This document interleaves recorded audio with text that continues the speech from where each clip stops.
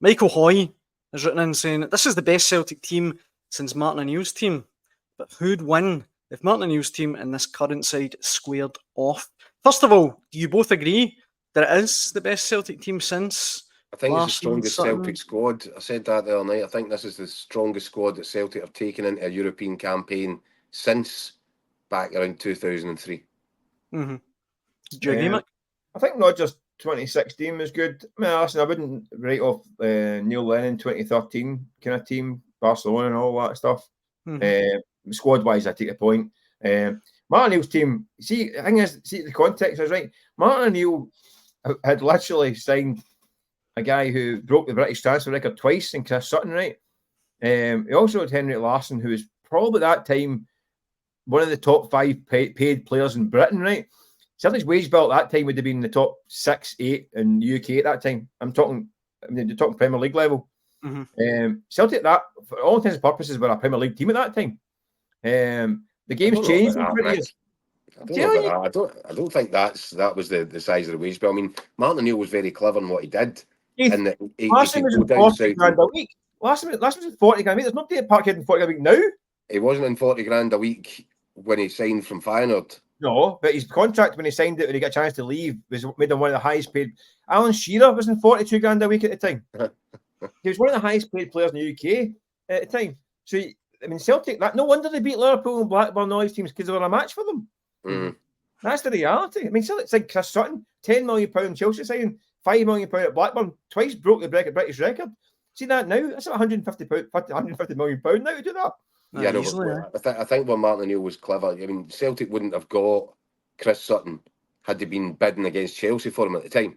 Mm-hmm. They got him because things weren't going well at Chelsea. He was a bit damaged, bruised, and Martin O'Neill was clever enough to think, you know what, I can pick him up for a snip and what a player he'll be. Yeah, but and John Hartson, similar category. So there was a lot of clever. It wasn't as if they were going in against Manchester United, Liverpool, Chelsea. No, I get that. I get that. Bidding people for. But Rangers are guys that were signing from Barcelona and half the Dutch team and all that stuff at that time. Mm-hmm. I mean, to do that now is unthinkable. Yeah, that's true. So the dynamics have completely changed in 20 odd years. Mm-hmm. I think this is a right good Celtic team, but to get compared to that team, they need to do something in Europe this year or any year. They need, that'll be the benchmark, as old Martin O'Neill used to say. If they get and let's not get lost or distracted from the target. The target has been and remains, regardless of people might start running around with their hair on fire because it's such a brilliant start. Not fine, get excited. That's your job as a fan. The job for Brendan Rodgers and the players remains the same. We focused on it right from the start, and it is to reach these playoffs. And if Celtic can get to the playoffs, you mark this down as, do you know what? That is progress. That's a reasonably successful European campaign, and more successful than anything the club's experienced in a while.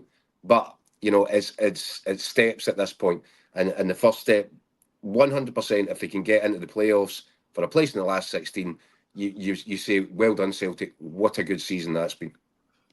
And see, just to go back to Michael's question, are we all in agreement that Martin O'Neill's team would still beat this current Celtic team? I think they would. I think Martin O'Neill's side would take a bit of beating, especially when you get Henrik Larsson in his prime. Because they not only had players like Larsson and the talent, but they were some of them were an absolute unit. Mialbi, Baldi, Valharin.